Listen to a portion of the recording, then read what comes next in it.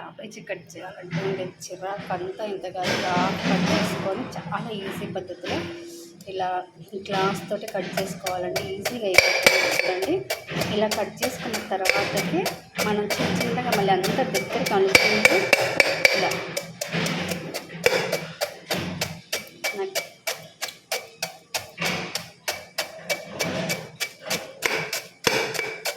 మన చాకు తోటి ఇలా కట్ చేయాలంటే చాలా కష్టం. ఇప్పుడు సింగిల్ హ్యాండ్ తోటి ఫోన్ పట్టుకొని ఇలా కట్ చేయడం కొంచెం ఇబ్బంది.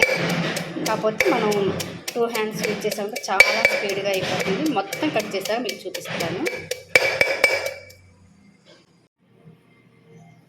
ఇలా మొత్తం చిన్న చిన్నగా కట్ చేసిన తర్వాత ఒక హ్యాండ్ తోటి మనం దగ్గర కనుక్కుంటే ఇలా మొత్తం ఒకసారి మళ్ళీ మనకు కావాల్సిన సైజులో ఇంత సన్నగా కట్ చేసుకుని అంత బాగా వేగుతుంది. ఇదంతా ఇలా కట్ చేసుకోవాలి గ్లాస్ తోటి.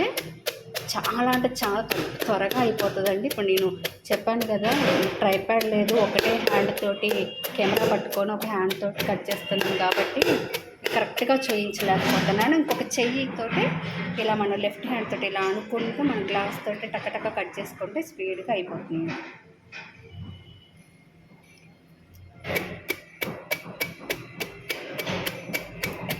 క్యాబేజీ కట్ చేయడం నాకైతే ఇంతకుముందు అస్సలు నచ్చేది కాదు.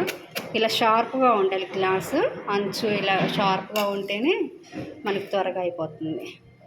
కట్ అవుతుంది కూడా, లేకపోతే మనకు కట్ అవ్వదు క్యాబేజీ.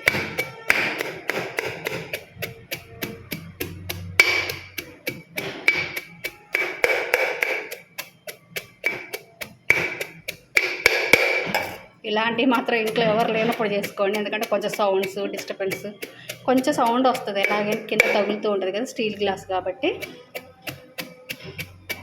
ఇలా చక్కగా అంతా మనకు నచ్చిన సైజు వచ్చే వరకు కట్ చేసుకొని అప్పుడు మనం కూర తాలింపు వేసేసుకోవాలి. దీన్ని కడగకూడదండి. మన క్యాబేజ్ ఫస్ట్ పై పొరలు తీసిన తర్వాత కడిగేసుకుంటే సరిపోతుంది. మనం నీట్గా ఉన్న ప్లేస్లో పెట్టి కట్ చేసుకోవాలి.